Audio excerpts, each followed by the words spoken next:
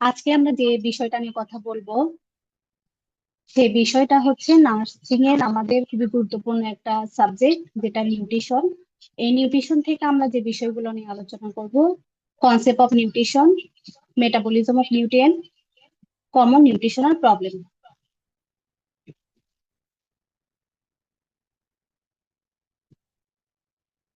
প্রথমে আমরা জানবো যে নিউট্রিশনটা আসলে কি।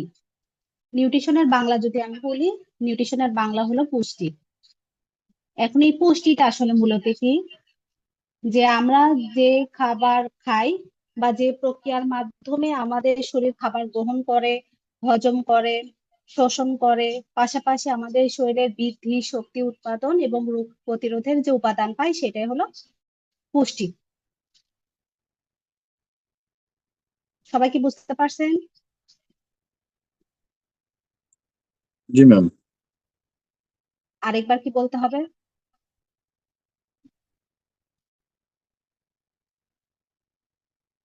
না আচ্ছা, ম্যাম, আমি বলতে আবার হবে। বলতেছি, আরেকবার বলতেছি, আপনারা একটু শোনেন, হ্যাঁ। নিউট্রিশন বা পুষ্টি হলো যে প্রক্রিয়ায় আমাদের শরীর, আমরা শরীর খাবার গ্রহণ করে, সেটা হজম করে, শোষণ করে এবং পাশাপাশি শরীরের বৃদ্ধি, শক্তি উৎপাদন এবং রোগ প্রতিরোধের উপাদান পাই, সেটা হলো পুষ্টি। এখন এই খাবারটা আমরা কিভাবে গ্রহণ করি, কোন প্রক্রিয়ায় গ্রহণ করি? আমরা যদি খাবার বলি তাহলে সেক্ষেত্রে 5 process of digestion: ingestion, digestion, absorption, assimilation এবং হচ্ছে ইজেশন। এখন আমি যে বললাম যে আমরা খাবার গ্রহণ করি, কোন প্রক্রিয়ায় খাবার গ্রহণ করতেছি? এই যে ইনজেকশন প্রক্রিয়ায় আমরা খাবারটা গ্রহণ করতেছি। এরপরে দেখেন এই যে ডাইজেশন, আমাদের খাবার যেটা বলতেছি হজম করে। কিভাবে হজম করতেছে? আমরা যে খাবারটা খাইলাম, সেই খাবারটাকে ছোট ছোট উপাদানে ভেঙে ভেঙে সেটা হচ্ছে সলিবল হচ্ছে। এই যে দেখেন, breakdown of complex food substance into smaller soluble food substance, অর্থাৎ আমরা যে খাবারটা খাইলাম সেই খাবারটাকে ছোট ছোট উপাদানে ভেঙে হজম প্রক্রিয়ায় সাহায্য করতেছে। অ্যাবজর্পশন হচ্ছে যেটা আমরা শোষণ করি, অর্থাৎ আমরা যে খাবারটা খাইলাম সেই খাবারটা খাওয়ার পরে আমাদের পুরো বডিতে সেটা কি হয়ে যাচ্ছে, শোষিত হয়ে যাচ্ছে। এটাই হচ্ছে অ্যাবজর্পশন। অ্যাসিমিলেশন যদি বলি, অ্যাসিমিলেশন হচ্ছে আমরা যে খাবারটা খাইছি সেটা আত্তীকরণ করা বা শোষণের পরের যে অবস্থা, সেটা হচ্ছে অ্যাসিমিলেশন। এই অ্যাসিমিলেশনটাই মূলত হচ্ছে আমাদের শরীরের বৃদ্ধি করে, শক্তি দেয়, শক্তি উৎপাদন করে এবং হচ্ছে রোগ প্রতিরোধে সাহায্য করে। আর ইজেশন হচ্ছে আমরা যে খাবারটা হজম হইলো না, অর্থাৎ আনডাইজেস্ট যে খাবারটা আমাদের হজম হইলো না, সেটা আমাদের রিমুভ হয়ে যায়, শরীর থেকে বের হয়ে যায়, এটা হচ্ছে ইজেশন। এই 5টা প্রক্রিয়াই মূলত নিউট্রিশনের প্রক্রিয়া। এখন এই নিউট্রিশন বা পুষ্টির উদ্দেশ্যটা আসলে কি? আমি এখানে 3টা উদ্দেশ্য দেখানোর চেষ্টা করছি: এনার্জি প্রভিশন, গ্রোথ সাপোর্ট এবং হচ্ছে টিস্যু মেইনটেনেন্স। এনার্জি প্রভিশন হচ্ছে কি, যেটা আমাদের শরীরে কি করে, শক্তি দেয়। গ্রোথ সাপোর্ট হচ্ছে আমাদের বৃদ্ধি বিকাশে সাহায্য করে। আর টিস্যু মেইনটেনেন্স আমাদের শরীরের যে ক্ষয়পূরণ গুলো আছে সেগুলোতে সাহায্য করে।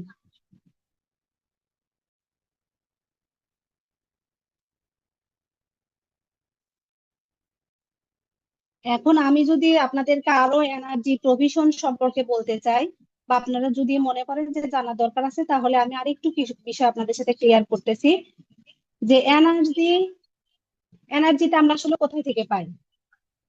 এনার্জিটা কোথায় থেকে পাচ্ছি বলেন দেখি। ম্যাম, ফুড থেকে। হুম, নিউট্রি- এই এনার্জির মূল উপাদান কি? কার্বোহাইড্রেট। কার্বোহাইড্রেট। কার্বোহাইড্রেট। হ্যাঁ। তাহলে এই এনার্জি প্রভিশন বলতে আমরা বলতেছি যে আমাদের শরীরের যে কাজ, যেটা আমাদের শরীরে কাজ করার শক্তি দেয়, সেটাই হচ্ছে এনার্জি প্রভিশন বা শক্তি সরবরাহকারী উপাদান। এই শক্তি সরবরাহকারী উপাদান হচ্ছে কার্বোহাইড্রেট আর ফ্যাট। কার্বোহাইড্রেট হচ্ছে শক্তির প্রধান উৎস, আর ফ্যাট হচ্ছে আমাদের শরীরের বেশি পরিমাণে শক্তি দেয়। এখন আমরা কি কি কাজে ব্যবহার করা হয় শক্তি? যেমন আমরা হাঁটা চলা করার ক্ষেত্রে, বিভিন্ন ধরনের কাজ করার ক্ষেত্রে, আমাদের যে হৃৎপিণ্ড আছে বা হার্ট আছে বা ব্রেন আছে, তারপর শ্বাস প্রশ্বাস যে চালাচ্ছি, এই কাজগুলো করতে কার্বোহাইড্রেট বা হচ্ছে ফ্যাট আমাদের কি করে, এনার্জি প্রোভাইড করে। মূল কথা, এনার্জি প্রভিশন শরীর চালানোর যে জ্বালানিটা দেয় সেটাই হচ্ছে এনার্জি প্রভিশন। এরপর দেখেন গ্রোথ সাপোর্ট, আমাদের শরীরের যে বৃদ্ধি বা বিকাশ সেটাতে সাহায্য করে। এই বৃদ্ধি বা বিকাশ আমরা কোন কোন খাবারের পুষ্টি উপাদান থেকে পাই? Protein, protein. ভিটামিন এবং হচ্ছে মিনারেল। প্রোটিন, ভিটামিন এবং মিনারেল থেকে পাই। প্রোটিন কি করে? আমাদের শরীরে নতুন কোষ তৈরিতে সাহায্য করে বা টিস্যু তৈরিতে সাহায্য করে। ভিটামিন মিনারেল কিভাবে সাহায্য করে? আমাদের হাড়, দাঁত, শরীরের সঠিক বৃদ্ধি বিকাশে সাহায্য করে। মূল কথা, গ্রোথ সাপোর্ট আমাদের শরীরের কে বড় হওয়া বা গঠনে সাহায্য করাতে সাহায্য করে। এরপর আমরা দেখবো যে টিস্যু মেইনটেনেন্স কি। টিস্যু মেইনটেনেন্স, আমাদের শরীরের যে টিস্যু আছে সেটা সবসময় কাজ করতে, যে এই ক্ষয় পূরণ করতে শরীরের নতুন কোষ তৈরি করে, পুরনো বা আমাদের যে উন্ড হিলিং হয় বা হিলিং হয় সেইগুলোকে সারিয়ে তুলতে সাহায্য করে, বা কোথাও ইনজুরি হলে সেটা ঠিক করতে সাহায্য করে। এই পুরো প্রক্রিয়ায় টিস্যু মেইনটেনেন্সে সম্পূর্ণ হয়।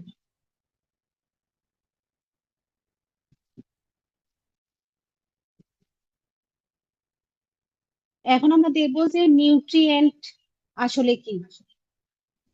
নিউট্রিয়েন্ট যদি আমি বলি, নিউট্রিয়েন্টের মূলত আমরা দুই ভাগে বলি, যেটা হচ্ছে ম্যাক্রোনিউট্রিয়েন্ট আর হচ্ছে মাইক্রোনিউট্রিয়েন্ট। ম্যাক্রো বলতে আমরা কি বুঝি?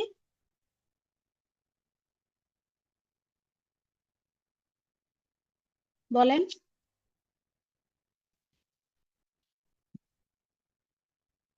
ম্যাক্রোনিউট্রিয়েন্ট আর মাইক্রোনিউট্রিয়েন্ট।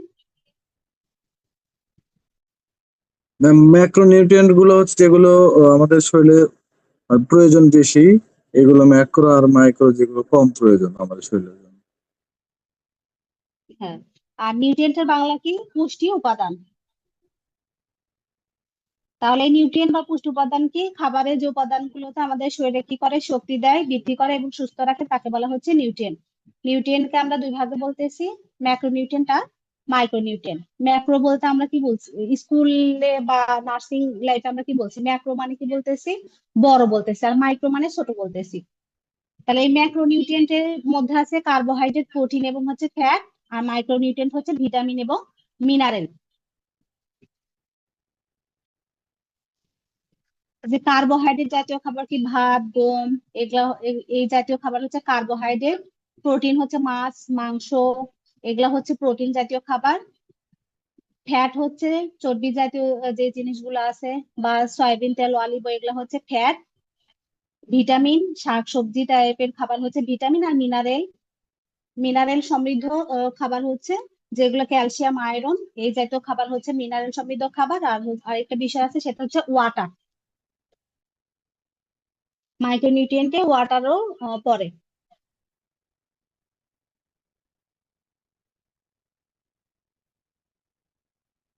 এখন আমরা দেখবো যে কার্বোহাইড্রেট, প্রোটিন এবং ফ্যাট, এই তিনটার আসলে মূলত কাজ কি, এবং আমরা এই তিনটা থেকে কতটুকু এনার্জি পাই। কার্বোহাইড্রেট মূলত হচ্ছে শক্তির প্রধান উৎস, আমি বললাম, একটু আগেই বললাম, যেটা আমরা ভাত থেকে পাই, রুটি থেকে পাই, আলু থেকে পাই।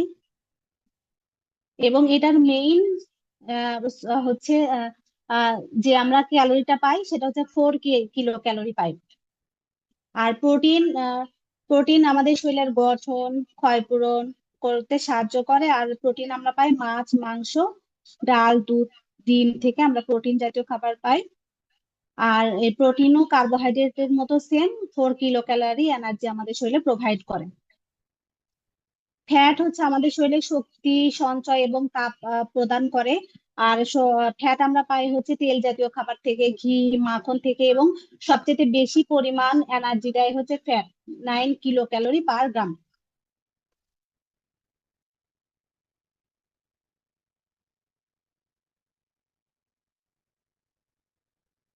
আমরা একটু কার্বোহাইড্রেট সম্পর্কে আরেকটু জানবো।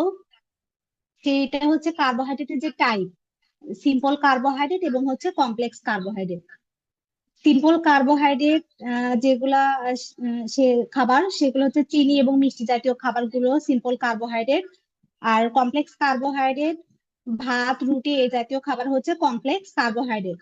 সিম্পল কার্বোহাইড্রেট জাতীয় খাবার খুবই দ্রুত হজম হয়, আর কমপ্লেক্স কার্বোহাইড্রেট খাবার ধীর গতিতে হজম হয়। সিম্পল কার্বোহাইড্রেট হচ্ছে এটা খুবই তাড়াতাড়ি আমাদের শরীরকে শক্তি দেয়, আর কমপ্লেক্স কার্বোহাইড্রেট মানে অনেকক্ষণ পরে আমাদের শরীরে হচ্ছে শক্তি প্রদান করে। আর আমি যদি উপকার বলতে চাই সেক্ষেত্রে সিম্পল কার্বোহাইড্রেটের উপকার কম আর কমপ্লেক্স কার্বোহাইড্রেটের উপকার বেশি।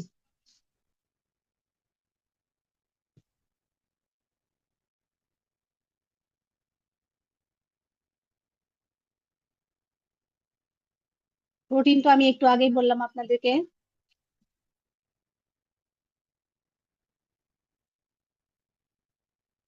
এখন আমরা দেখবো যে ফ্যাটে স্যাচুরেটেড ফ্যাটটা কি, আনস্যাচুরেটেড ফ্যাট কি, এবং ট্রান্স ফ্যাটটা কি মূলত। স্যাচুরেটেড ফ্যাট হচ্ছে এটা শক্ত অবস্থায় থাকে, আর স্যাচুরেটেড ফ্যাট হচ্ছে তরল অবস্থায় থাকে, আর ট্রান্স ফ্যাট হচ্ছে এটা কৃত্রিম জাতীয় খাবার, সেগুলো হচ্ছে ট্রান্স ফ্যাট। এখন এই খাবারগুলো আসলে মূলত কি? স্যাচুরেটেড ফ্যাট হচ্ছে চিজ, মাখন, ঘি, ডালডা, গরুর চর্বি, এগুলো হচ্ছে স্যাচুরেটেড ফ্যাট। আনস্যাচুরেটেড ফ্যাট হচ্ছে তেল, মাছের তেল, বাদামের তেল, এগুলো হচ্ছে আনস্যাচুরেটেড ফ্যাট। আর ট্রান্স ফ্যাট হচ্ছে আমরা যে খাবারগুলো খাই, বার্গার, চিপস, চানাচুর, বিস্কুট, ভাজা করে, এগুলো হচ্ছে ট্রান্স ফ্যাট। এখন উপকারের দিক থেকে স্যাচুরেটেড ফ্যাটের উপকার কম, আনস্যাচুরেটেড ফ্যাটের উপকার বেশি, আর ট্রান্স ফ্যাটের কোনো উপকার নাই। আর হচ্ছে খাওয়া উচিত হচ্ছে স্যাচুরেটেড ফ্যাট খুবই কম পরিমাণে খাওয়া উচিত, আনস্যাচুরেটেড ফ্যাট বেশি পরিমাণে খাওয়া উচিত, আর ট্রান্স ফ্যাট একদম এড়িয়ে চলতে হবে। ক্ষতির দিক থেকে যদি বলা হয়, স্যাচুরেটেড ফ্যাটের ক্ষতি মাঝারি।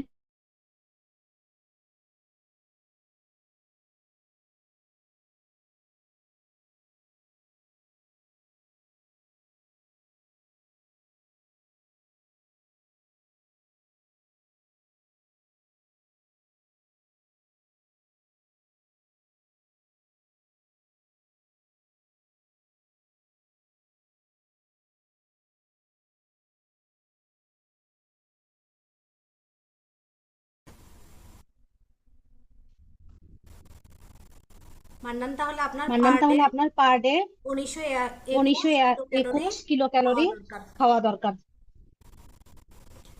আপনি সেভাবে আপনি সেইভাবে ডায়েট মেনটেন করবেন। Source of food source of food, আমরা কোন খাবার থেকে কোন কোন নিউট্রিয়েন্ট কোন নিউট্রিয়েন্ট পাই, এটা কি বলতে হবে এটা কি আপনাদের? বলতে হবে আপনাদের?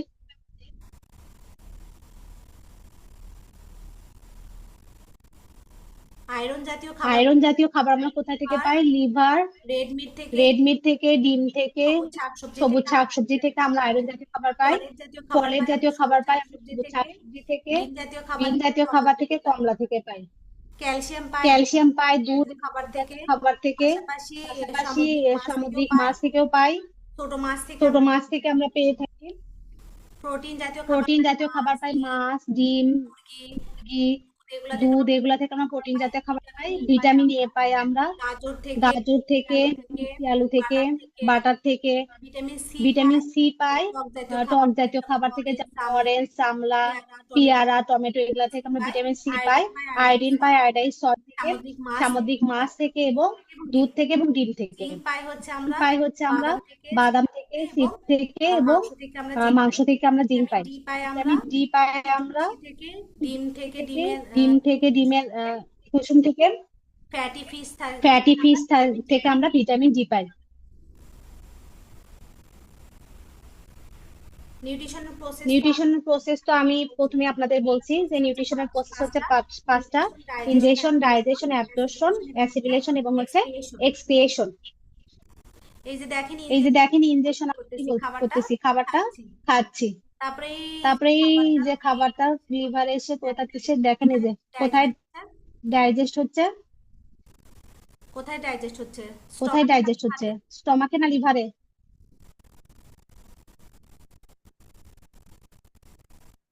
ডাইজেশন কোথায় হচ্ছে? ডাইজেশন কোথায় হচ্ছে? স্টোমাকে।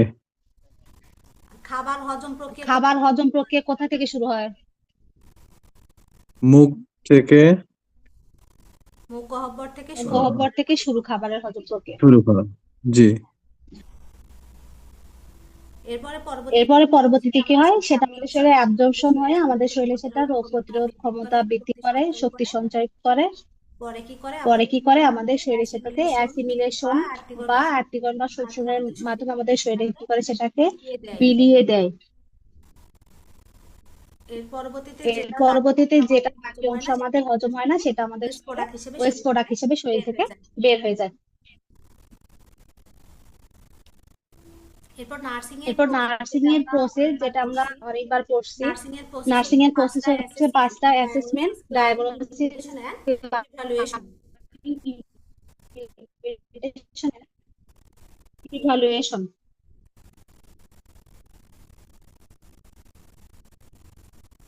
অ্যাসেসমেন্ট আমরা কিভাবে করতে পারি?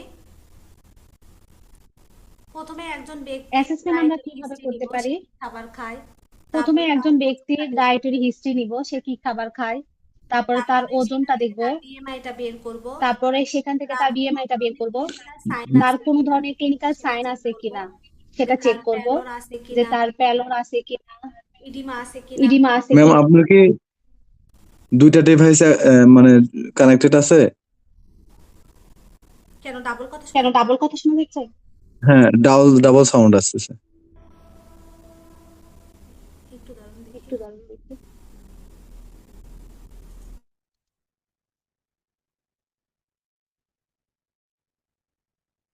এখন এখন ঠিক আছে ম্যাম। আচ্ছা, অ্যাসেসমেন্ট আমরা কিভাবে করতে পারি? তাহলে রোগীর থেকে হিস্ট্রি নিব, সে কি কি জাতীয় খাবার খায়, এরপর তার ওজন জানার পরে আমরা তার বিএমআইটা চেক করব, তার পরবর্তীতে তার আমরা ক্লিনিক্যাল সাইন দেখব যে সে অ্যানিমিয়া কিনা বা তার ইডিমা আছে কিনা সেগুলো চেক করব। এর পাশাপাশি তার কিছু ল্যাব ভ্যালু দেখবো, যেটা হিমোগ্লোবিন দেখতে পারি, তার অ্যালবুমিন দেখতে পারি। এই প্রক্রিয়ার মাধ্যমে আমরা অ্যাসেসমেন্টটা করব।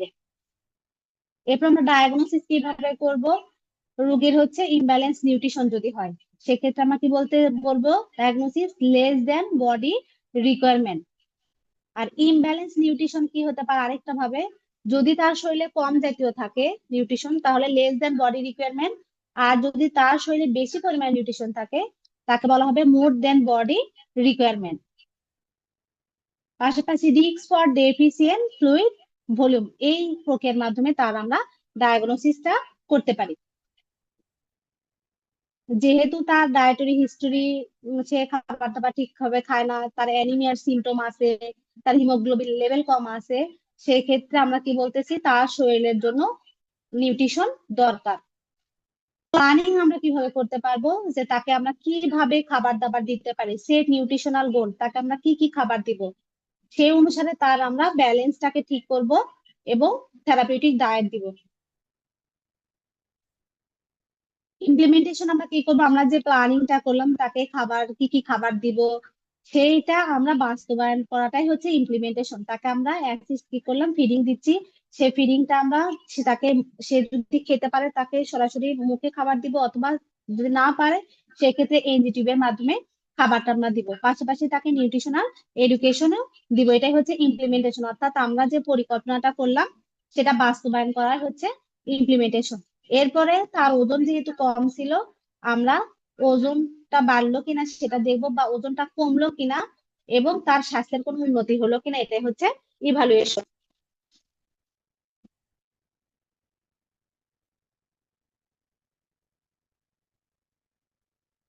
এখন আমরা দেখবো মেটাবলিজম আসলে কি। মেটাবলিজম হচ্ছে আমাদের শরীরের ভিতরে যে চলমান সব রাসায়নিক বা ক্রিয়া বিক্রয়ের সমষ্টি, যার মাধ্যমে আমরা খাদ্য শক্তিতে রূপান্তরিত হয়, শরীর গঠন হয় এবং শরীরের কার্যক্রম সচল থাকে।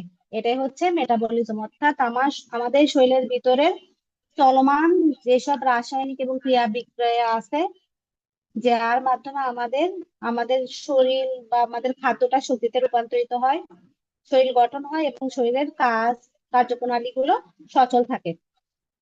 এই মেটাবলিজমের কাজ কি? খাবারকে শক্তিতে রূপান্তরিত করা, শরীরের বৃদ্ধি ও ক্ষয়পূরণ করা, তাপ উৎপাদন করা, শরীরের অঙ্গ প্রত্যঙ্গ গুলোকে সক্রিয় রাখা।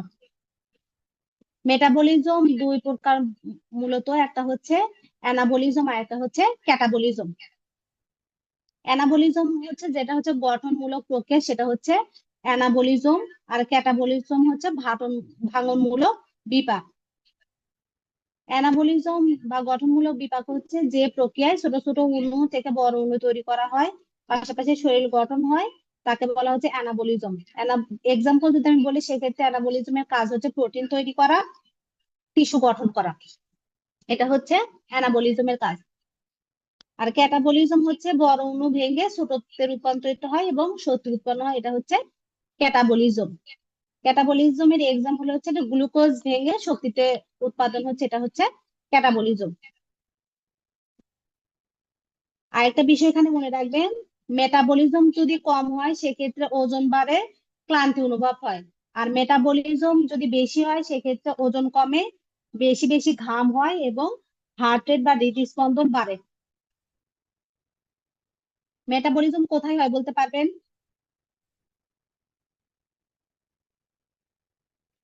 আমাদের শরীরের যে ইন্টেস্টাইনে, আমাদের শরীরের সেলে। যে কোষগুলো আছে, প্রতিটি কোষেই মেটাবলিজম হয়। আরো কিছু অর্গান আছে, বিশেষ করে লিভার, তারপরে হচ্ছে মাংসপেশি, মাসেল, ব্রেন, কিডনি, এগুলাতে মেটাবলিজম বেশি হয়। প্রতিটা কোষেই হয়, প্রতিটা সেলেই মেটাবলিজম হয়, কিন্তু লিভার, ব্রেন, কিডনি, মাংসপেশিতে বেশি হয়।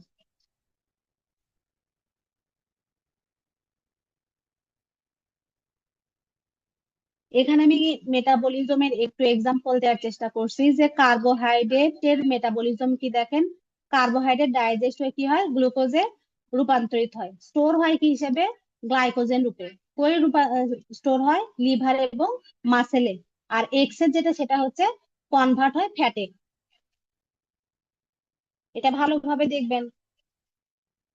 আর কার্বোহাইড্রেটকে বলা হচ্ছে প্রাইমারি এনার্জি সোর্স। প্রোটিনের মেটাবলিজম, প্রোটিন ডাইজেস্ট হয়ে কি হয়, অ্যামাইনো অ্যাসিডে রূপান্তরিত হয়। আর এটা আমাদের বডিতে বডি প্রোটিন হিসেবে থাকে, যেটা মাসেল, এনজাইম এবং হরমোন হিসেবে ব্যবহার হয়। আর এক্সেস অ্যামাইনো অ্যাসিড যেটা থাকে, সেটা আমাদের শরীরে ডিমিনিশন অফ লিভারের জমা হয়, নাইট্রোজেন হয়ে ইউরিয়াতে বের হয়। আর হচ্ছে কার্বন স্কেলেটনের মাধ্যমে আমাদের শরীরে এনার্জি এবং ফ্যাট দেয়। আর প্রোটিনের মূল কাজ হচ্ছে আমাদের গ্রোথ করা এবং আমাদের শরীরের রিপেয়ার করা। ফ্যাটের মেটাবলিজম কি হয়, ফ্যাট ডাইজেস্ট হয়ে ফ্যাটি অ্যাসিড এবং গ্লিসারিডে রূপান্তরিত হয়। এটা স্টোর থাকে হচ্ছে অ্যাডিপোজ টিস্যুতে। আর হচ্ছে ফ্যাটের মূল কাজ হচ্ছে এটা এনার্জি প্রোভাইড করা। এই যে দেখেন, একটা পিকচার দিয়ে আপনাদেরকে বোঝানোর চেষ্টা করছি। এক্ষেত্রে ক্যাটাবলিজমকে আমরা নীল রং ব্যবহার করছি, আর অ্যানাবলিজমের ক্ষেত্রে হলুদ রং ব্যবহার করছি। প্রথমে আমরা খাবারটা খাইলাম, কিভাবে মেটাবলিজম হচ্ছে, খাবারটা খাইলাম, তারপরে সেটা প্রোটিন খাচ্ছি না কার্বোহাইড্রেট খাচ্ছি না ফ্যাট খাচ্ছি। প্রোটিনটা কি হলো, অ্যামাইনো অ্যাসিডে রূপান্তরিত হলো, কার্বোহাইড্রেটটা গ্লুকোজে রূপান্তরিত হলো, ফ্যাটটা হচ্ছে গ্লিসারল বা ফ্যাটি অ্যাসিডে রূপান্তরিত হচ্ছে। এই অ্যামাইনো অ্যাসিডের কাজ কি করতেছে, প্রোটিনটাকে সিনথেসিস করতেছে। কার্বোহাইড্রেট কি করতেছে, গ্লুকোজ থেকে এসে আবার এনার্জি সিনথেসিস করতেছে, এইদিকে আবার অ্যামাইনো অ্যাসিডও এনার্জি সিনথেসিস করতেছে। পাশাপাশি দেখেন, ফ্যাট থেকে যে গ্লিসারল ফ্যাটি অ্যাসিড থাকলো, সেটাও এনার্জি সিনথেসিস করতেছে। আর এই ফ্যাট থেকে যে গ্লিসারল আর ফ্যাটি অ্যাসিড থাকছে, সেটা লিপিড সিনথেসিসে ব্যবহার হচ্ছে। মেটাবলিজম নিয়ে কি কারোর কোনো অসুবিধা? না ম্যাম, এটা তো হলো একটা সাইকেল, মানে প্রথম ডাইজেশন হবে, ডাইজেশন পরে যেটা অ্যাবজর্ব হবে সেটাই আবার সেলের বিভিন্ন জায়গায় গিয়ে মেটাবলিজম হবে। হ্যাঁ। আর আপনাদের বিগত সালের প্রশ্ন এখান থেকে আসছে যে কার্বোহাইড্রেট ডাইজেস্ট হয়ে কিসে রূপান্তরিত হয় এবং স্টোর কিভাবে হয়। প্রোটিন মেটাবলিজমের ক্ষেত্রে আসছিল যে প্রোটিন ডাইজেস্ট হয়ে কিসে রূপান্তরিত হয়। আর হচ্ছে ফ্যাটে আসছিল ফ্যাট ডাইজেস্ট হয়ে কিসে রূপান্তরিত হয়। তাহলে কার্বোহাইড্রেট ডাইজেস্ট হয়ে কি হচ্ছে, গ্লুকোজে রূপান্তরিত হচ্ছে। গ্লুকোজ। প্রোটিন ডাইজেস্ট হুম। হয়ে অ্যামিনো অ্যাসিড হচ্ছে, আর ফ্যাট অ্যামিনো ডাইজেস্ট অ্যাসিড হয়ে ফ্যাটি অ্যাসিড এবং গ্লিসারিনে বা রূপান্তরিত হচ্ছে। গ্লিসারল।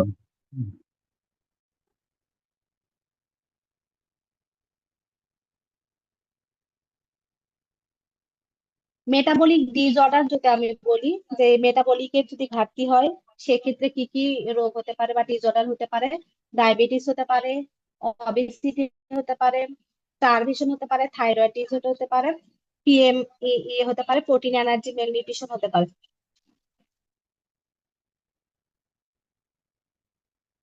কারো কোনো প্রশ্ন এখান থেকে, মেটাবলিক ডিসঅর্ডার থেকে?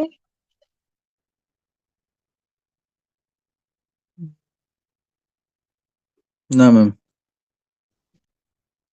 Common common nutritional problem common nutritional প্রবলেমের মধ্যে আমরা এখানে প্রথমে দেখতেছি ম্যাল নিউট্রিশন আসলে কি। ম্যাল নিউট্রিশন যদি আমরা বলি সেক্ষেত্রে হচ্ছে পুষ্টিহীনতা। আমাদের শরীরে যখন প্রয়োজনীয় পুষ্টির অভাব ঘটে বা অতি হয় তাকে বলা হচ্ছে পুষ্টিহীনতা। শুধুমাত্র অভাব হলে কিন্তু পুষ্টিহীনতা হয় না, অতিরিক্ত হলেও পুষ্টিহীনতা হয়। আন্ডার নিউট্রিশনকে কি বলতেছে? অপুষ্টি। আর ওভার নিউট্রিশনকে বলতেছে আমরা অতিপুষ্টি। আন্ডার নিউট্রিশন হচ্ছে প্রোটিন, এনার্জি, ম্যালনিউট্রিশন, অ্যানিমিয়া এবং ভিটামিন ডেফিসিয়েন্সি। তাহলে অপুষ্টিতে কি হবে? ওজন কমে যাবে, তার হচ্ছে তার শরীরের যে বৃদ্ধি যতটুকু হওয়া দরকার সে ততটুকু হবে না, তার দুর্বল লাগবে। আর ওভার নিউট্রিশন আমরা কি বলতেছি? সেক্ষেত্রে তার অবিসিটি হবে, সে অতিরিক্ত মোটা হয়ে যাবে, তার রক্তচাপ বেড়ে যাবে, তার ডায়াবেটিস হবে। অর্থাৎ মূল কথা হচ্ছে আমরা আন্ডার নিউট্রিশনে কি বলছিল, তার চেহারা কেমন হবে? বৃদ্ধ লোকের মতো দেখতে হবে। আর ওভার নিউট্রিশন ব্যক্তির মুখটা কি হবে? চাঁদের মতো হবে, গোল।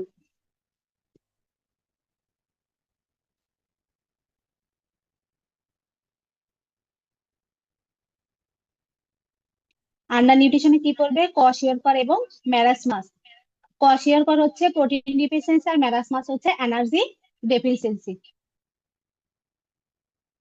আন্ডার নিউট্রিশন হয় তখন হয় যখন একজন ব্যক্তি পর্যাপ্ত পরিমাণ তার শরীরে যতটুকু খাবার দরকার সেই পরিমাণে খাবার খায় না, সে দীর্ঘদিন যাবত বিভিন্ন অসুখে ভোগে, যেমন টিউবারকুলোসিস, ক্যান্সারে ভোগে। তারপরে তার ইলিয়াক ডিজিজ থাকে। এর সিমটম যদি আমি বলি সেক্ষেত্রে তার শরীরে অতিরিক্ত পরিমাণ ওজন কমে যাবে, তার ইমিউনিটি পাওয়ার কমে যাবে, তার কোনো কিছুই ভাল লাগবে না, সে সবসময় ক্লান্তি অনুভব করবে।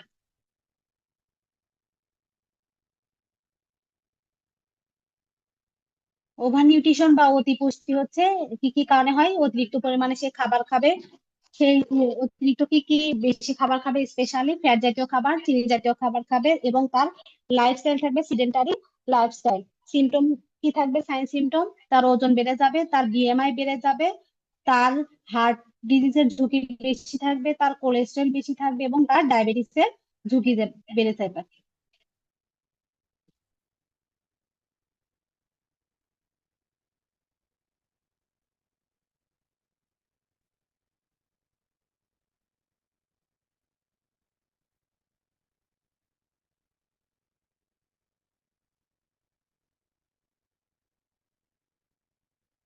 এখন ভিটামিন ডেফিসিয়েন্সি কি কি থাকবে দেখেন। ভিটামিন এ ডেফিসিয়েন্সি, ভিটামিন এর অভাবে কি হয়? নাইট ব্লাইন্ডনেস হয়, জিরোপথেলমিয়া হয়,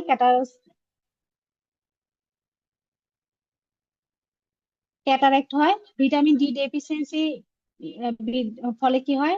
বিশেষ করে রিকেট হয় বাচ্চাদের ক্ষেত্রে। আর হচ্ছে বোনে পেইন হয়। আর ভিটামিন বি 12 ডেফিসিয়েন্সির ফলে কি হয়? পার্নিশিয়াস অ্যানিমিয়া হয় এবং হচ্ছে নার্ভ প্রবলেম হয়।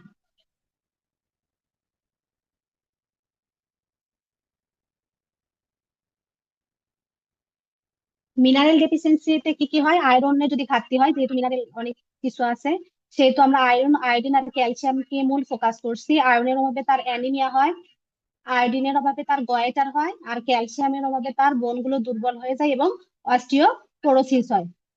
আর এই মিনারেল ডেফিসিয়েন্সি মূলত হয় পোর ডায়েটের ফলে, প্রেগনেন্সি বা গর্ভবতী মহিলাদের হয়, এবং পাশাপাশি কারো যদি সার্টেন কিছু ডিজিজ থাকে, স্পেসিফিক নির্দিষ্ট কিছু ডিজিজ থাকে, তার ফলেও তার মিনারেল ডেফিসিয়েন্সি হতে পারে।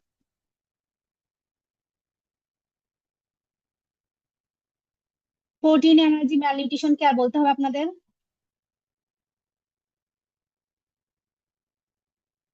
না ম্যাম।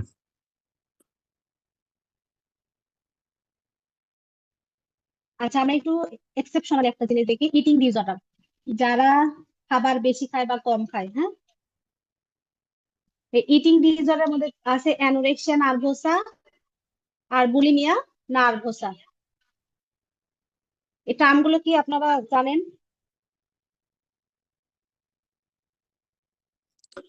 দ্বিতীয়টা জানি না। Bulimia nervous. সোমাটোফর্ম ডিসঅর্ডার কি এটার মধ্যে পড়ে? কি disorder?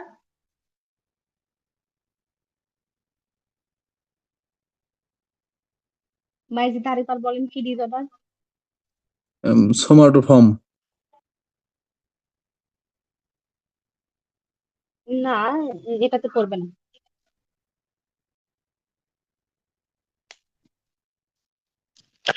Anorexia মারভুসকে restriction of food, অর্থাৎ তার অতিরিক্ত পরিমাণে ওজন কমে যাবে। আর বুলিমিয়া নার্ভোসা, সে কি করবে, খাবার খেতে খেতে হচ্ছে বমি করে দিবে। এই যে দেখেন এখানে একটা পিকচার দেখানোর চেষ্টা করছি। তাহলে অ্যানোরেক্সিয়া নার্ভোসা কি হলো?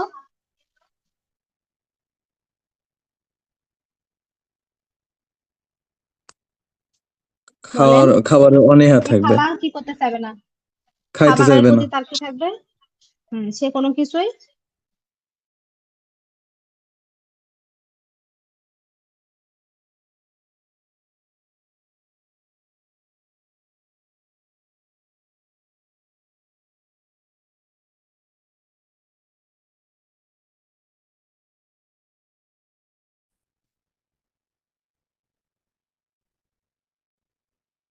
ডিহাইড্রেশন এবং ফ্লুইড ইমব্যালেন্স মূলত কখন হয়? ডায়রিয়ার ক্ষেত্রে ডিহাইড্রেশন হয়, ভমিটিং, কেউ যদি পরিমাণে বমি হয় সেক্ষেত্রে তার ডিহাইড্রেট, কেউ যদি অতিরিক্ত পরিমাণে ঘামে সেক্ষেত্রে সে ডিহাইড্রেট, এবং যা একজন কিশোরের যতটুকু পানি দরকার সে পরিমাণে পানি না খায় তাহলে সে ডিহাইড্রেট হয়ে যায়। এটা তো জানি সবাই।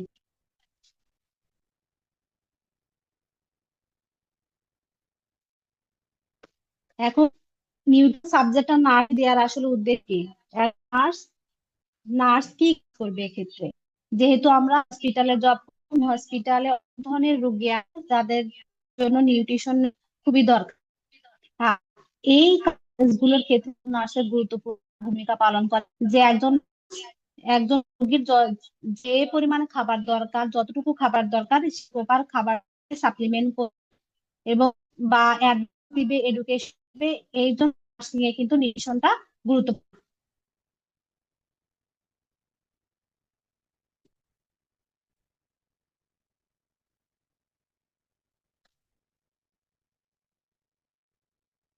কি আর কোনো অসুবিধা আজকে ক্লাস? এরপর আমি গত সালের একটু দেখবো।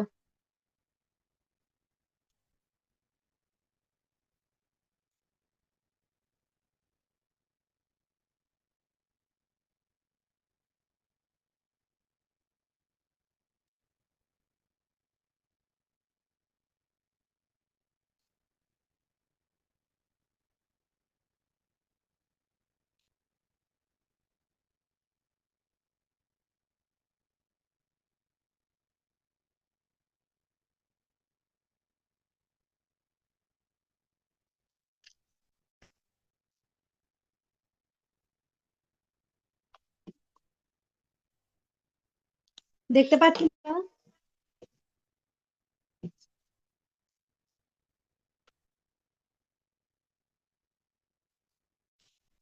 কি দেখা যায়?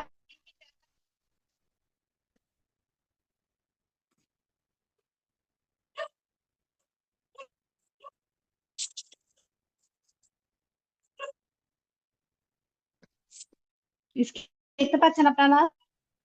হুম। আর বিগত সালে 2025 সাল মাদক দ্রব্য নিয়ন্ত্রণে অধিদপ্তর আন্ডার প্রশ্ন হচ্ছে, এখান থেকে নাম্বার প্রশ্নটা আসলো যে দুধের শ্বেতসার শর্করাকে কি হয়? ল্যাকটোজ। কি বলা হয় বলা? দুধ সার বা শর্করাকে বলা হয় ল্যাক্টোজ বলা হয়।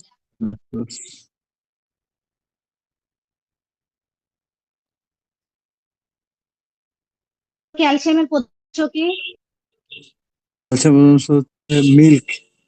ক্যালসিয়ামের প্রধান হচ্ছে মিল্ক। কোন খাদ্যের জন্য ভালো? HDL। এইচডি। এইচডি এর ফুল ফর্ম কি? High density lipoprotein. সিটি লিপোপ্রোটিন। লিপোপ্রোটিন প্রোটিনের মুখ্য ইউনিট কোনটি? প্রোটিন কি হয় অ্যাসিড, বলেন? Amino acid. Amino acid. রক্ত জমাট সাহায্য করে কি? Vitamin K. Vitamin A. আরেকজন একটু বলেন, কোন ভিটামিন হবে রাত কানা হবে? Vitamin A. Vitamin A vitamin vitamin A. গলগণ্ড রোগ কি? ডেফিসিয়েন্সি। বাইজিৎ এখন স্টপ যান, অন্য আরেকজন বলুক। আচ্ছা, ওকে ম্যাম। গলগণ্ড রোগের কারণ কি? Iodine deficiency. Iodine deficiency. Water soluble vitamin? Vitamin B. Vitamin B এবং সি। এখানে সি। বি আছে তাই বি। কোন ভিটামিনের অভাবে রিকেট রোগ হয়? Vitamin D. Vitamin D. কোন খাবার থেকে বেশি ক্যালোরি পাওয়া যায়? ফ্যাট। প্রোটিন ফ্যাট থেকে। ফ্যাট। না, প্রোটিন না, ফ্যাট থেকে। হ্যাঁ, প্রোটিন থেকে 4 কিলো ক্যালোরি পাওয়া যায়, ফ্যাট থেকে 9। 9 কিলোক্যালোরি। এসেনশিয়াল ফ্যাটি অ্যাসিড কয়টি? 10টা। 10। এসেনশিয়াল ফ্যাটি অ্যাসিড মূলত দুইটা। দুইটা। নাম কি কি ম্যাম? লিনোলেনিক অ্যাসিড আর হচ্ছে লিওনিক অ্যাসিড। আচ্ছা, লিনোলেনিক।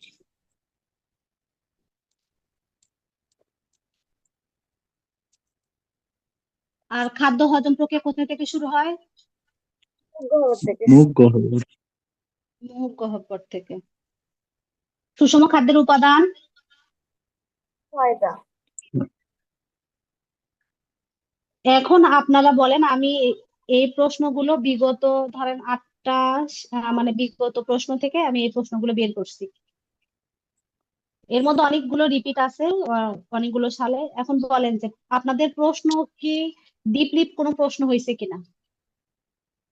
না ম্যাম, সিম্পল। তাহলে আপনাদের কি ডিপলি জানার দরকার আছে? না। ডিপলি আমরা কখন জানবো? ডিপলি জানবো রিটেনের ক্ষেত্রে এবং হচ্ছে ভাইবার জন্য। কারণ প্রিলিতে এত ডিপলি কখনো প্রশ্ন আসে না। আমার কাছে বই আছে, 3টা প্রকাশনের বই আছে, আমি 3টা 4টা বই অ্যানালাইসিস করে দেখছি, আমি আমার সময় পড়ছি, প্লাস আবার এখন আবার নতুন করে আপনাদের জন্য বই দেখতেছি। বিগত সালগুলো অ্যানালাইসিস করে যেটা দেখা গেছে যে এত ডিপলি কোনো প্রশ্ন আপনাদের হয় না। কারণ এখানে বিএসসি নার্সিং বেসিক কোর্সের স্টুডেন্ট পরীক্ষা দেয়, ডিপ্লোমায় নার্সিং সায়েন্স মিডওয়াইফারি কোর্সের স্টুডেন্ট পরীক্ষা দেয়, পাশাপাশি যারা পোস্ট বেসিক কোর্সে অধ্যয়নরত আছে বেসরকারি পর্যায়ে বা সরকারি পর্যায়ে তারাও কিন্তু পরীক্ষা দেয়। সুতরাং সবার কথা বিবেচনা করেই কিন্তু বিপিএসসি প্রশ্নটা তৈরি করে বা প্রশ্ন প্যাটার্নটা নির্ধারণ করে। সুতরাং এত ভয়ের কিছু কারণ নাই যে প্রশ্ন খুবই ডিপলি আকারে হবে বা ডিপলি আপনাদেরকে জানতে হবে, এমন না। প্রশ্ন খুবই বেসিক থেকে প্রশ্ন করা হয়। আর আমরা আপনাদেরকে কি ডেলিভারি দেওয়ার চেষ্টা করতেছি যে আপনাদের যে বেসিক জিনিসগুলো সেগুলোকে আপনাদেরকে আমরা ঝালাই করার মাধ্যমে বা মনে করানোর জন্য বা রিভাইজ দেওয়ার জন্য কিন্তু আসলে আমরা চেষ্টা করতেছি।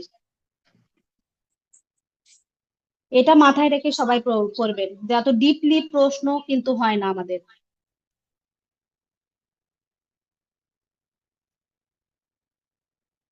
কারো কোনো প্রশ্ন আছে? আরো কিছু প্রশ্ন কি আমরা দেখতে পারি? জি ম্যাম। আচ্ছা, আরো আমরা কিছু প্রশ্ন একটু এক্সারসাইজ করে দেখি।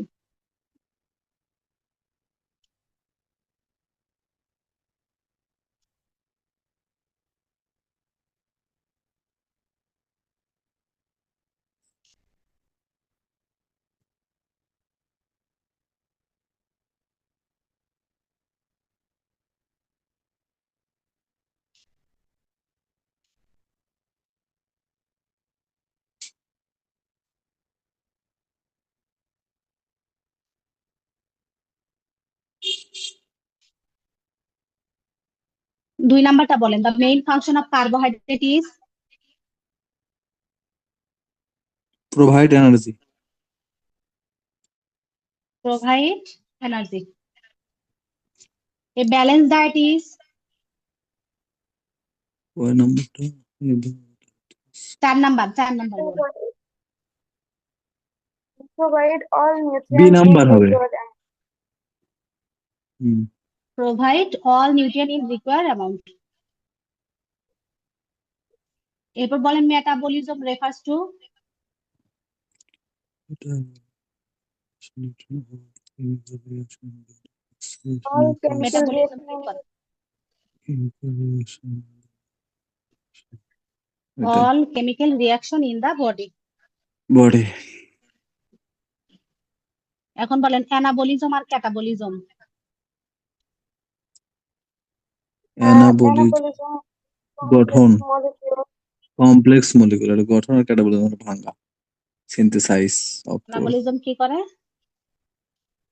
অ্যানাবলিজম হচ্ছে গঠন, আর ক্যাটাবলিজম হচ্ছে ভাঙা, ব্রেকডাউন অফ অ্যানাবলিজম নিউট্রিয়েন্টস। তাহলে কি করতেছে?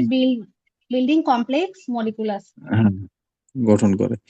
আর catabolism breakdown of breakdown nutrients, of nutrient for energy. Energy. In product of carbohydrate metabolism in mainly carbohydrate হচ্ছে glucose. glucose.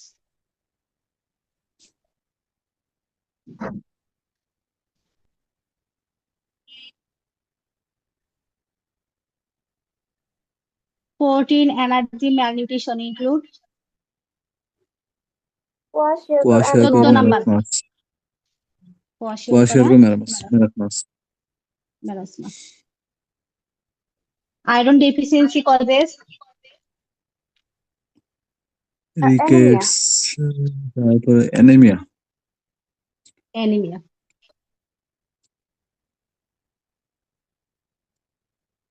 Night blindness due to deficiency of vitamin A. vitamin A. Goiter is causes deficiency of iodine. goiter এর বাংলা কি? গলগণ্ড। gallstone, Ashamoni এবার বলবেন scurvy result from deficiency of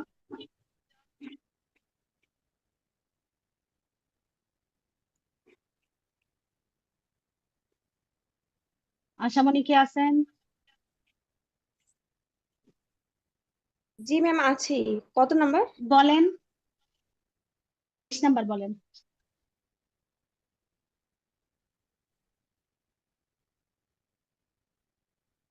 বলেন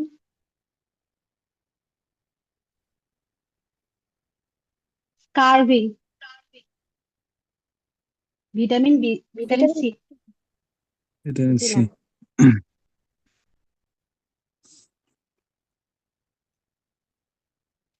এরপর 23 বলেন পিলেগ্রা is causes deficiency of লেগ্রা। niacin, পিলেগ্রা কিসের অভাবে হয়? থায়ামিন। না, এটা niacin, ভুল করলাম। Niacin. C number option niacin, niacin লেগ্রা। niacin. Beriberi due to deficiency of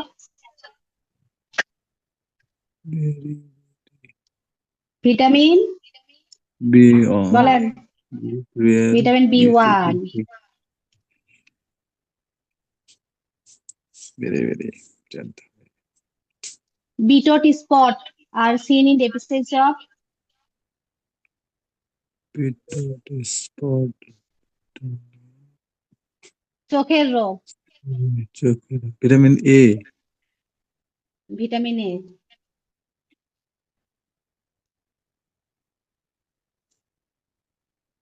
vitamin B12 deficiency causes anaemia. magnesium, এটা হচ্ছে কি কি anaemia? Megaloblastic anaemia. A number. জি না, পার্নিশিয়াস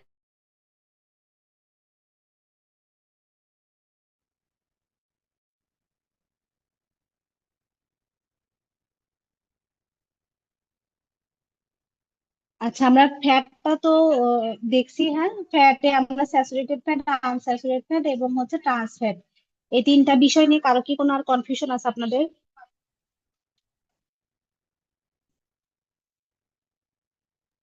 না ম্যাম।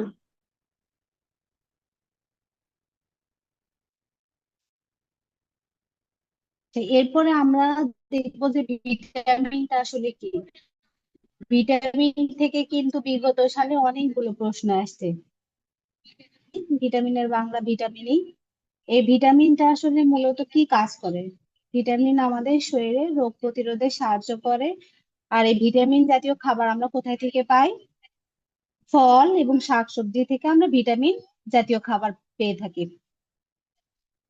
এখন এই ভিটামিনের কয়টা টাইপ? দুইটা টাইপ মূলত। একটা হচ্ছে ফ্যাট সলুবল ভিটামিন আর একটা হচ্ছে water soluble vitamin. Fat soluble vitamin গুলো কি? ফ্যাট সলুবল ভিটামিন হচ্ছে এ, ডি, ই এবং কে। আর water soluble vitamin, vitamin B এবং সি, এই দুইটা হচ্ছে ওয়াটার সলুবল ভিটামিন। এখন কোন ভিটামিন থেকে আমরা কি পাই বা কোন ভিটামিনের আসলে মূলত কি কাজ? ভিটামিন এ আমাদের ভিশনে সাহায্য করে, যেটা মূলত ভিশন বলতে আমরা বুঝি যে আমাদের চোখের কাজে সাহায্য করে, বা ভিটামিন ই আমাদের রাতকানা প্রতিরোধে সাহায্য করে। পাশাপাশি আমাদের শরীরের ইমিউনিটি পাওয়ারটাকে স্ট্রং করে। ভিটামিন বি কি করে? মেটাবলিজমে সাহায্য করে। ভিটামিন সি কি করে? আমাদের শরীরে কোথাও ক্ষত হলে সেই ক্ষতটাকে সারাতে সাহায্য করে। ভিটামিন ডি এর কাজ কি? আমাদের বোন বা হাড়টাকে ঠিক রাখতে বা বোন এবং হাড়টাকে মজবুত করতে সাহায্য করে। ভিটামিন কি কি কে হচ্ছে আমাদের রক্তপাত বন্ধে সাহায্য করে বা ব্লাড ক্লটিং এ হেল্প করে। আর ভিটামিন ই কি করে? রিপ্রোডাক্টিভ হেলথে সাহায্য করে।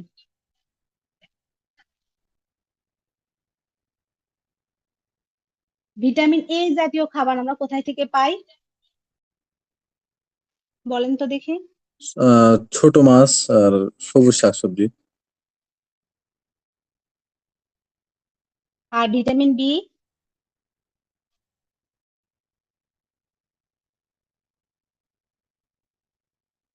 বলেন, কেউ একজন বলেন, বললেই হলো। ভিটামিন বি জাতীয় খাবার আমরা কোথা থেকে পাই?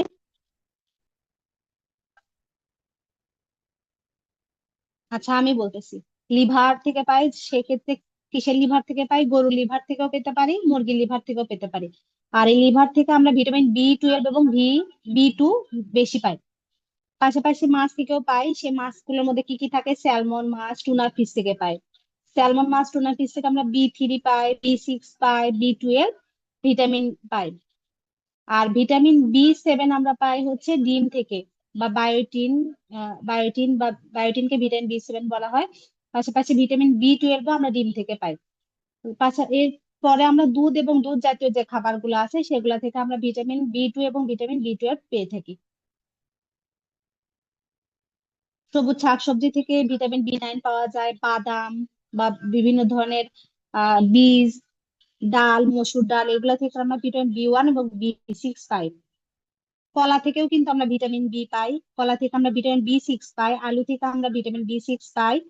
এরপর অ্যাভোকাডো যে আছে, অ্যাভোকাডো থেকে আমরা ভিটামিন বি 5 এবং ভিটামিন বি 6 পাই। আমরা যদি একটু সহজভাবে বলি সেক্ষেত্রে ভিটামিন বি 12 গুলো আমরা পাই অ্যানিমেল ফুড থেকে বেশি পাই। আর ভিটামিন বি 9 বা ফলের থেকে আমরা, শাকসবজি জাতীয় খাবার থেকে আমরা ভিটামিন বি 9 বা ফলের পাই। আর ভিটামিন বি কমপ্লেক্স আমরা পাই ব্যালেন্স ডায়েট যে খাবারগুলো আছে, বা ব্যালেন্স ডায়েট দরকার মূলত হচ্ছে ভিটামিন বি কমপ্লেক্সের ক্ষেত্রে।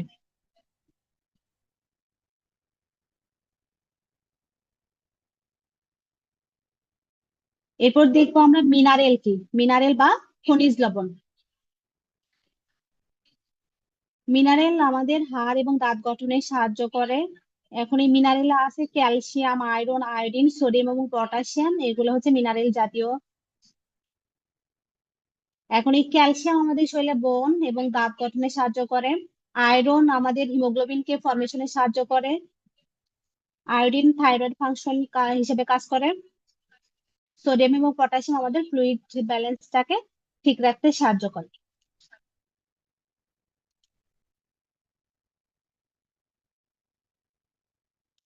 এই যে দেখেন আমি কিছু এসেনশিয়াল মিনারেলের ছবি আপনাদের দেখানোর চেষ্টা করছি, যে ক্যালসিয়াম পাওয়া যায় মিল্ক জাতীয় খাবার থেকে, আয়রন পাওয়া যায় চিজ থেকে, তারপর আয়োডিন আমরা কই থেকে পাই, গ্রিন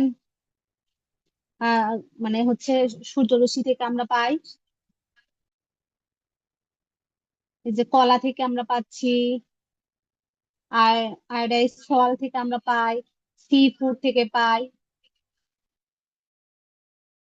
আমরা কি পাচ্ছি, পটাশিয়াম পাচ্ছি।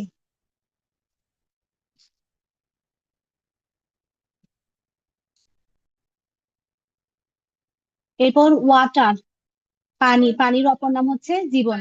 এই পানি কি করে, আমাদের শরীরের তাপমাত্রা রেগুলেশনে সাহায্য করে। একজন সুস্থ মানুষের কতটুকু পানি খাওয়া দরকার, এটা কিন্তু বিগত সালের প্রশ্ন আসছিল, যে একজন সুস্থ মানুষের দিনে কতটুকু পানি খাওয়া দরকার। একজন সুস্থ মানুষের দিনে 2 থেকে 3 লিটার পানি খাওয়া উচিত। ওয়াটার থেকে যদি প্রশ্ন আসে, শুধু এই প্রশ্নটাই আসবে।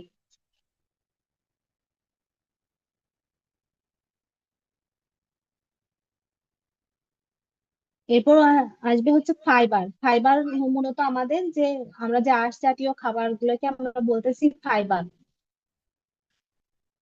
ফাইবার মূলত 2 প্রকার, একটা হচ্ছে সলুবল ফাইবার আর একটা হচ্ছে ইনসলুবল ফাইবার। সলুবল ফাইবার যেগুলো পানিতে গলে যায় এবং রক্তে শর্করা এবং কোলেস্টেরল কমাতে সাহায্য করে হচ্ছে সলুবল ফাইবার। আর ইনসলুবল ফাইবার আমাদের হজম শক্তি ভালো করে, ওজন নিয়ন্ত্রণ করে, কনস্টিপেশন দূর করে এবং কোলেস্টেরল কমায়। এগুলো হচ্ছে ইনসলুবল ফাইবার। সলুবল ফাইবার জাতীয় খাবার হচ্ছে আপেল, কমলা, ওটস এবং কলা। আর ইনসলুবল ফাইবার হচ্ছে শাকসবজি জাতীয় খাবার, হচ্ছে ইনসলুবল ফাইবার। ওভারঅলি যদি বেনিফিট বলি, সেক্ষেত্রে এটা কনস্টিপেশন দূর করে, ব্লাড সুগার কন্ট্রোলে সাহায্য করে এবং কোলেস্টেরল কমাতে সাহায্য করে। প্রশ্ন আসতে পারে এরকম, যে ফাইবার জাতীয় খাবার কেন খেতে হয় বা ফাইবার জাতীয় খাবারের কাজ কি। সেক্ষেত্রে যদি লেখা থাকে যে এটা কোষ্ঠকাঠিন্য দূর করতে সাহায্য করে, সেটা সঠিক দিবেন। অথবা যদি থাকে যে এটা কি কোলেস্টেরল কমায় কিনা, কোলেস্টেরল কমাতে সাহায্য করে, ব্লাড সুগার কন্ট্রোলে সাহায্য করে, যে এই 3টার মধ্যে যে যে কোনো একটা অপশন থাকলে আপনারা সেটাকে সঠিক টিক চিহ্ন দিয়ে দিবেন বা বৃত্ত ভরাট করবেন।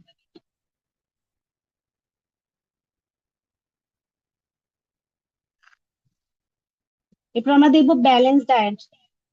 ব্যালেন্স ডায়েটের বাংলা আমরা জানি সবাই, সুষম খাবার।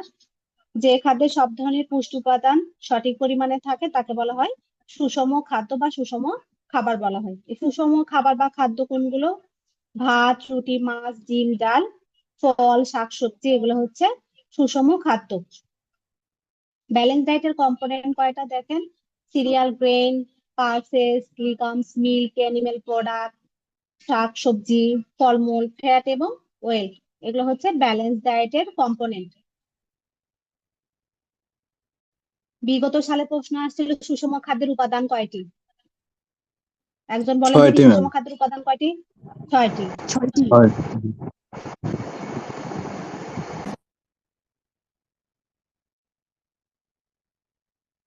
খুবই ভালোভাবে দেখবেন, বডি মাস ইন্ডেক্স, বিএমআই।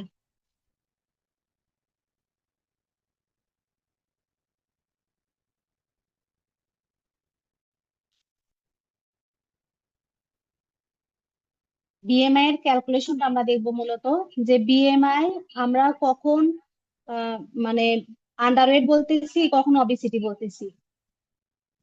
এক্ষেত্রে কেজি পার মিটার স্কয়ার একভাবে দেওয়া আছে, আর একটা নিউট্রিশনাল স্ট্যাটাস অনুযায়ী দেওয়া আছে। যখন হচ্ছে বিলো আমরা কখন বলতেছি, 18.5-এর নিচে আমরা বিলো বলতেছি, আর 40 বা 40-এর বেশি হলে তখন আমরা তাকে অ্যাবভ বলতেছি। এখন এই বিলো 18.5 তখন আমরা তাকে কি বলতেছি, আন্ডার ওয়েট বলতেছি। 18.5 থেকে 24.9 থাকলে সেটাকে আমরা বলতেছি নর্মাল ওয়েট। আর 25 থেকে 29.9 পর্যন্ত আমরা বলতেছি ওভার ওয়েট। 30 থেকে 34.9 পর্যন্ত আমরা বলতেছি অবিসিটি ক্লাস 1। আর 35 থেকে 39.9 কে বলতেছি অবিসিটি ক্লাস 2। আর 40 বা 40-এর বেশি আমরা বলতেছি অবেসিটি ক্লাস 3।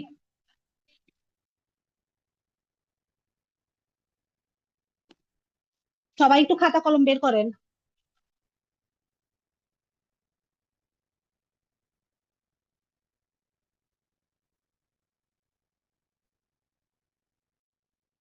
বিএমআই থেকে যদি প্রশ্ন হয় সেক্ষেত্রে একটা অবশ্যই ক্যালকুলেশন করে আপনাদের প্রশ্ন হবে।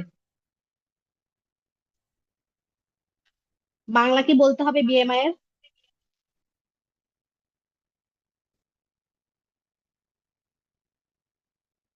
আচ্ছা আমি তাও বাংলা বলতেছি, একবার শুনেন। যে বডি মাস ইন্ডেক্স বা বিএমআই হলো, এটা হচ্ছে এমন একটা পরিমাপ যেটা দ্বারা একজন মানুষের ওজন তার উচ্চতার তুলনায় সঠিক আছে কিনা বা ঠিক আছে কিনা সেটা হচ্ছে বিএমআই।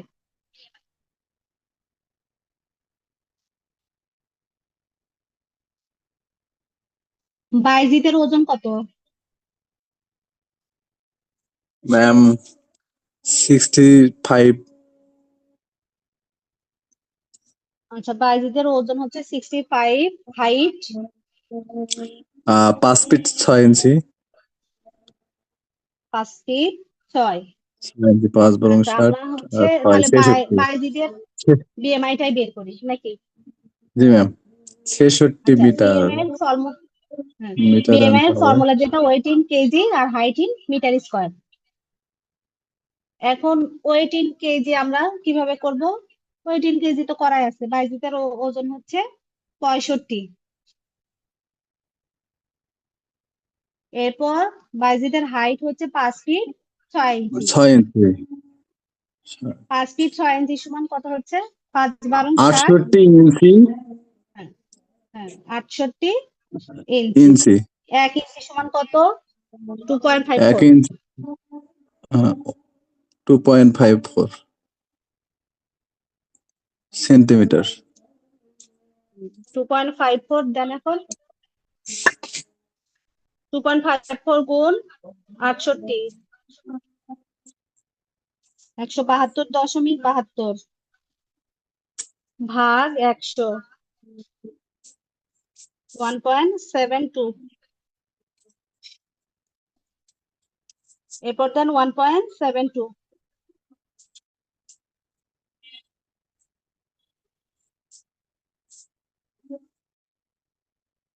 2.95।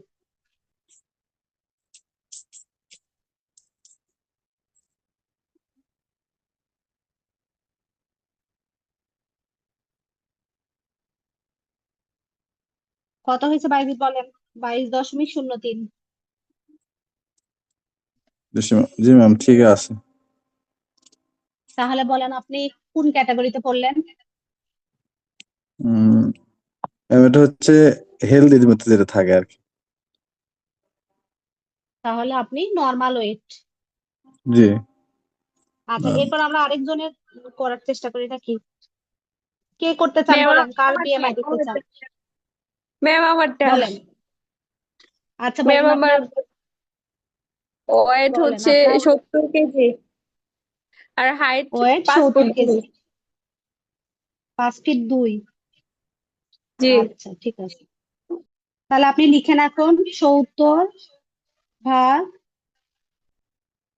5 ফিট 2 সমান কত? 62 ইঞ্চি, তাই তো? জি ম্যাম। হ্যাঁ এখন লিখেন 70 ভাগ ভাগ লিখে ফাঁকা রাখেন। এরপর 1.57 গুণন 1.57 দেন। 0.57 1.57 ডিসি ম্যাম। কত হলো? 2.46। হ্যাঁ 2.46 হোল তাহলে এখন এই স্কয়ার 70 ভাগ 2.46 4.44 কত হয়েছে বলেন? 36। 28.45। হাই হাই এত বেশি আমার। তাহলে আপনি কোন ক্যাটাগরিতে বলেন? ওভারওয়েট। Over weight. তাহলে কি করতে হবে এখন? ওয়েট কমাতে হবে। জি ম্যাম। আচ্ছা বিএমআই নিয়ে কি কারো আর কোনো প্রশ্ন আছে? না ম্যাম, পারবো। বিএমআই তো পারবেন নাকি?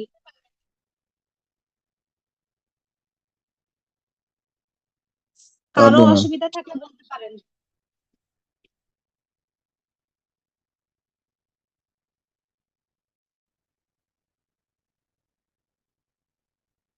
এটা তো ক্লাস 9-10 ছিল ম্যাম। 9-10 থাকবে কেন? কোনটা? আরডিএ? না না, বিএমআই। কেন বিএমআই 9-10 শুধু পড়ছেন, নার্সিং এ পড়েননি? ম্যাম আমরা 9-10 নার্সিং থেকে শুরু করছি, তার নার্সিং এও ছিল। 9-10 যখন শুরু করছেন তখন কি আর ওইভাবে বুঝছেন? তখন শুধু ক্যালকুলেশনটা বুঝতাম আর কি। হ্যাঁ, কিন্তু এটা কি কাজে লাগে, কিভাবে কমাইতে হয় বা কি করতে হয়, এটা তো বুঝতেন না। না ম্যাম। আচ্ছা, এখন আমরা আরেকটা খুবই গুরুত্বপূর্ণ জিনিস দেখবো, সেটা হচ্ছে রিকমেন্ডেড ডায়েটারি অ্যালাউন্স বা আরডিএ। রিকমেন্ডেড ডায়েটারি অ্যালাউন্স বলতে কি বোঝায়? যে একজন সুস্থ মানুষের জন্য প্রতিদিন যে পরিমাণ পুষ্টি উপাদান গ্রহণ করার প্রয়োজন, সেই নির্ধারিত পরিমাণকেই বলা হয় আরডিএ।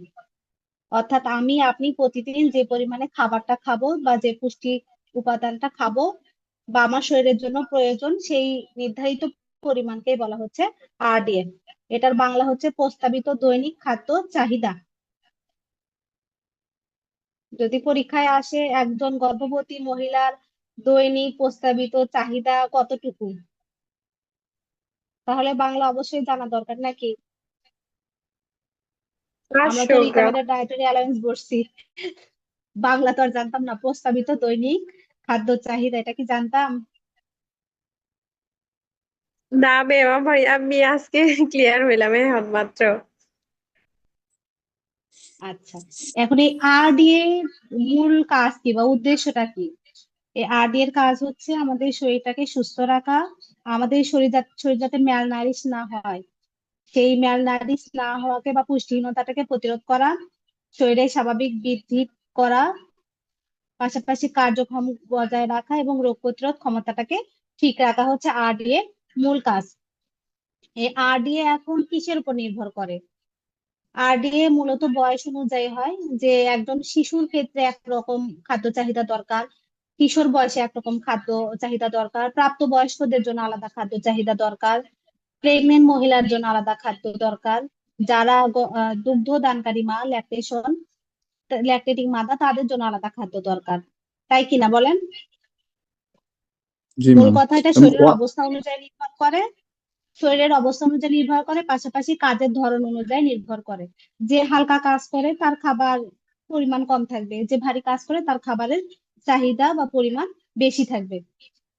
এই যে লাল একটা দেখেন, উম, এই যে লাল ইন্ডিকেট করে একটা কথা লিখছি, যে RDA mean for healthy people, not for treating disease.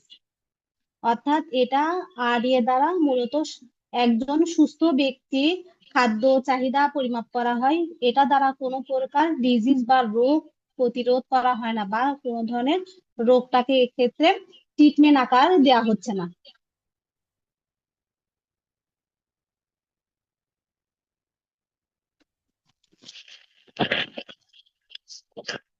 এখন কার্বোহাইড্রেট একজন পুরুষের জন্য কতটুকু দরকার? 130, আর মহিলার জন্য সেম 130। এরপর দেখেন হচ্ছে প্রোটিন, পুরুষের জন্য 56 গ্রাম পার ডে, আর মহিলার জন্য হচ্ছে 46। তাহলে কি মিললো যে যে বয়স অনুযায়ী বা লিঙ্গ অনুযায়ী খাদ্য আলাদা হচ্ছে?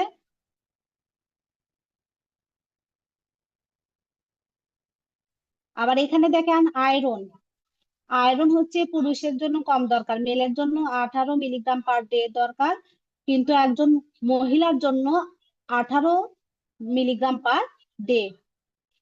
তাহলে প্রোটিন ছেলেদের জন্য বেশি দরকার, আর আয়রন মেয়েদের জন্য বেশি দরকার। ক্যালসিয়াম ছেলে মেয়ে উভয়েরই সেম, 1000 মিলিগ্রাম পার ডে। ভিটামিনও সেম, 15 15 দরকার পুরুষ এবং মহিলা উভয়ের জন্য। আর হচ্ছে পানির দরকার হচ্ছে একজন পুরুষের ক্ষেত্রে 3.7 লিটার পার ডে আর মহিলার জন্য 2.7 লিটার পার ডে। আপনার এই চারটার ভিতরে মূলত দেখবেন প্রোটিন দেখবেন, আয়রন দেখবেন, ক্যালসিয়াম দেখবেন এবং ওয়াটার দেখবেন।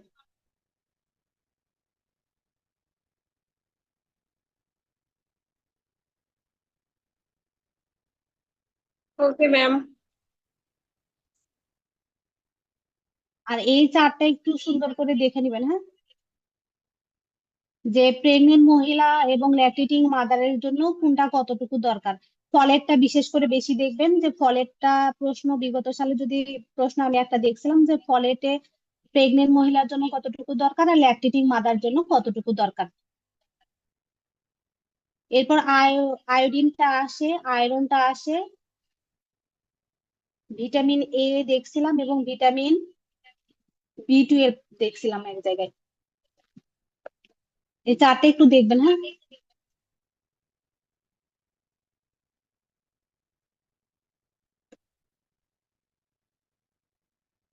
এখন আমরা দেখব বেজাল মেটাবলিক রেট। এই টার্মটার সাথে কি আপনারা পরিচিত?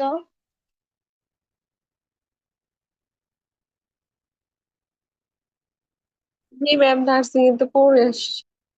হ্যাঁ, নার্সিং এ তো পড়ছি। হ্যাঁ, আমরা আরেকটু রিভাইজ করবো জাস্ট। বিএমআর হচ্ছে একজন মানুষের সম্পূর্ণ বিশ্রাম অবস্থায় শরীর যে ন্যূনতম পরিমাণে শক্তি খরচ করে তাকে বলা হচ্ছে বেজাল মেটাবলিক রেট। অর্থাৎ আমরা যখন সম্পূর্ণ একদম বিশ্রাম অবস্থায় যেমন শুয়ে আছি, সেই শুয়ে থাকা অবস্থায় আমাদের শরীর ন্যূনতম যে পরিমাণে শক্তি খরচ করে তাকে বলা হচ্ছে বেজাল মেটাবলিক রেট। এখন এই বিএমআর কখন কখন লাগে? আমরা যখন লাগে হচ্ছে শ্বাস প্রশ্বাসের ক্ষেত্রে লাগে, তারপরে হৃদস্পন্দনের ক্ষেত্রে লাগে, তাপমাত্রা নিয়ন্ত্রণে লাগে, তারপর আমাদের হাত পা অঙ্গ প্রত্যঙ্গ চালু রাখতে বিএমআর লাগে। আর বিএমআই নির্ভর করে বা প্রভাবিত হয় কিসের পর? একই রকম ভাবে বয়স অনুযায়ী হয়, লিঙ্গ অনুযায়ী হয়, শরীরের গঠন অনুযায়ী হয়, কেউ অসুস্থ হলে বা অসুখ অনুযায়ী বিএমআই বা মেটাবলিজম প্রভাবিত হয়, তারপর শারীরিক পরিশ্রমের উপর প্রভাবিত হয়, পাশাপাশি হরমোনের ক্ষেত্রে প্রভাবিত হয়, বিশেষ করে থাইরক্সিনের ক্ষেত্রে।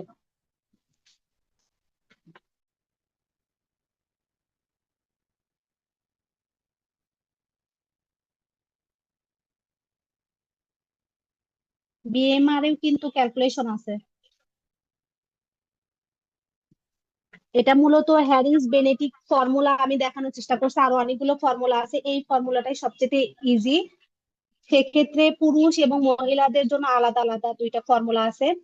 পুরুষদের ক্ষেত্রে বিএমআর 66 প্লাস 13.7 পুরো on weight in KG plus 5 into height in centimetre minus 6.8 into age in year. এটা হচ্ছে পুরুষদের ক্ষেত্রে।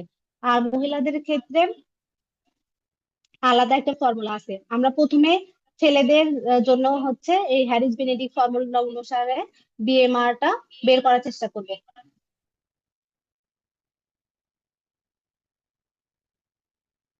ছেলে আর কে কে আছে আমাদের এখানে? মান্নারটা আমরা এবার চেষ্টা করবো, হ্যাঁ। মান্না একটু বলেন দেখি, আপনার বিএমআর টা আমরা বের করি।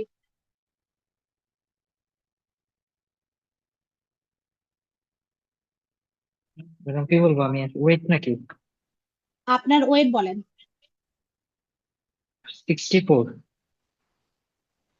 64। 4। এরপর আপনার হাইট? 5 ফুট 6 ইঞ্চি। 5 ফিট 6 ইঞ্চি। ঠিক আছে, তাহলে বিএমআই এর ফর্মুলা 66 ঠিক থাকলো, প্লাস 13.7 ঠিক থাকলো, ওয়েট ইন কেজি। এটা আগে আমরা প্রথম বের করবো। এই যে দেখেন স্টেপ 1,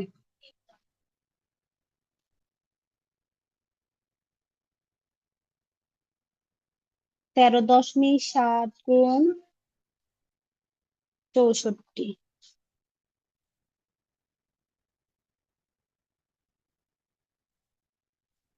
876 76.8, সেক্ষেত্রে 877 ধরে নেব। এটা হচ্ছে স্টেপ 1। এরপর হচ্ছে স্টেপ 2। স্টেপ 2 তে আমরা কি করব,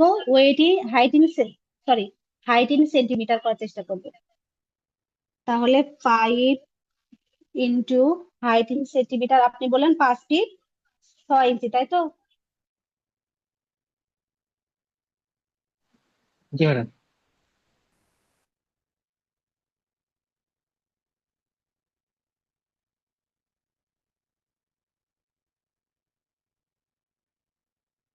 তাহলে আপনার হচ্ছে 66,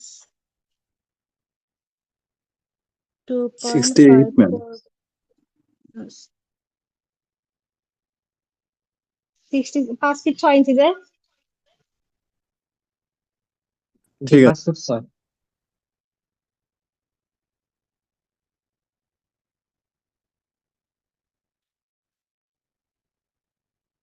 1.67।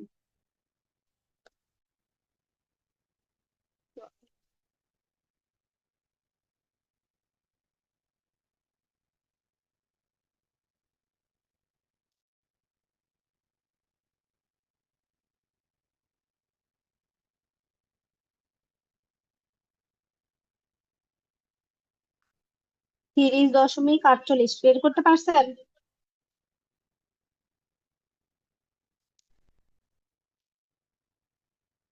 আপনি কি বের করতে পারছেন? না ম্যাডাম, আমি বের করতে পারিনি।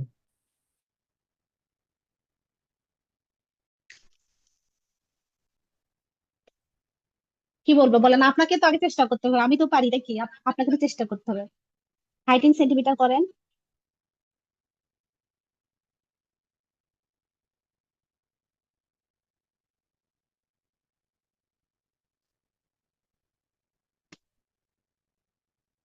কোথায় বুঝতেছেন না আপনি বলেন?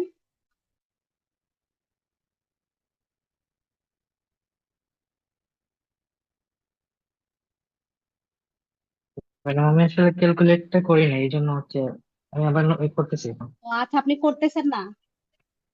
আচ্ছা, জি না, বায়েজিদ এই জন্য করেন আমি দেখি, বায়েজিদ করেন।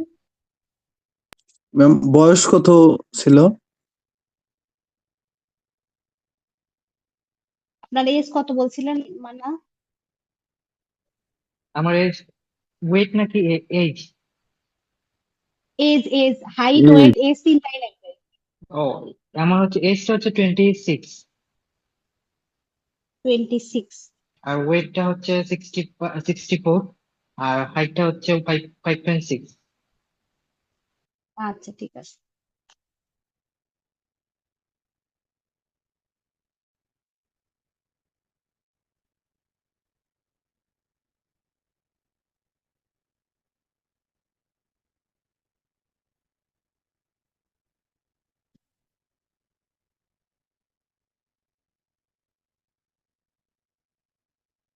বায়েজিদ পারতেছেন বের করতে?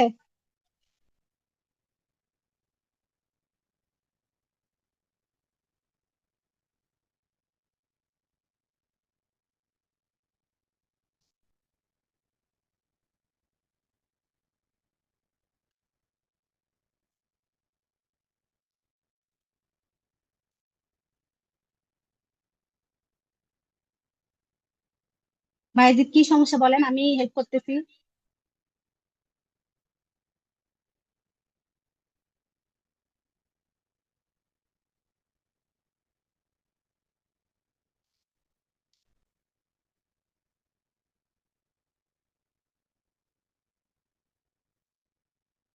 আচ্ছা, বায়েজিদ মনে হয় শুনতে পাচ্ছেন না। আমরা এটা দেখার চেষ্টা করি।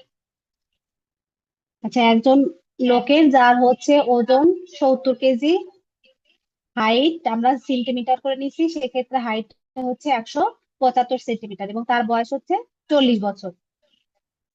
তাহলে প্রথমে আমরা কি দেখলাম, ফর্মুলা অনুযায়ী 66 থাকলো, এরপরে প্লাস থাকলে 13.7, ওয়েট হচ্ছে ওই ব্যক্তির কত, 70। তাহলে এক্ষেত্রে কত, 959। এই যে দেখেন, 66 প্লাস 959 বা 959। এরপরে স্টেপ 2 তে আমরা কি করব, 5 ইন্টু হাইট, এর হাইট কত 175 সেন্টিমিটার। তাহলে কত হলো 875, 5 গুণন 175 দিলে কত হয় 875। তাহলে এই তিনটা আমরা কি করলাম আগে যোগ করলাম, 66 প্লাস 959 প্লাস 875, 1900 হয়। এরপর আমরা হচ্ছে বাদ দিব কত, স্টেপ 4 এ আমাদের কাজ কি, এই যে 272 কি বলেন 68.8, এর বয়স হচ্ছে 40, তাহলে এক্ষেত্রে কত হয়েছে 272, তাহলে মাইনাস 1900 মাইনাস 272 করলে হয় 1628। তাহলে একজন ব্যক্তি যার ওজন 70 কেজি, বয়স হচ্ছে 40 বছর, তার হচ্ছে বিএমআর প্রয়োজন হচ্ছে per day 1630 kilo calorie per day দরকার।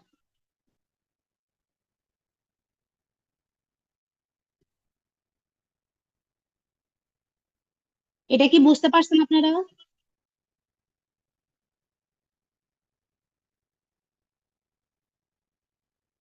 বিএমআরটা কি বুঝতে পারছেন?